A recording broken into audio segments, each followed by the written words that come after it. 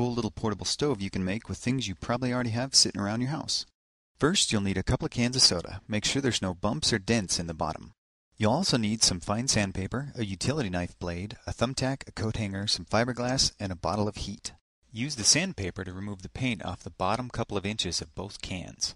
Open the first can and pour out the contents. Using a book to hold the utility blade, carefully cut off the bottom inch of the first can, and then use the sandpaper to smooth out the sharp edge.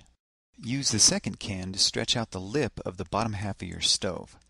Now just add some fiberglass and your bottom half is done. Make the top of your stove the exact same way. Before assembling the two pieces, you'll need to use the thumbtack to create a fill hole in the top half. Now comes the tricky part. Carefully place the top half inside the bottom as level as possible so the edges don't catch.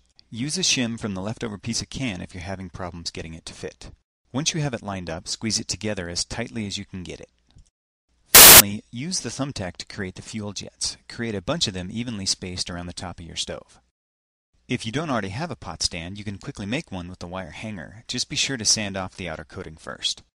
Now it's time to test it out. Slowly pour the heat into the stove, giving it time to drain through the fill hole. It doesn't take very much. A few tablespoons is enough to boil a pot of water. This type of can stove must be preheated for a second before the vapor pressure will sustain the jets. Once it's lit, put the pot stand over it and then you're ready to cook. So whether you're camping or just forgot to pay the electric bill, now you can make a tiny stove even MacGyver would be proud of.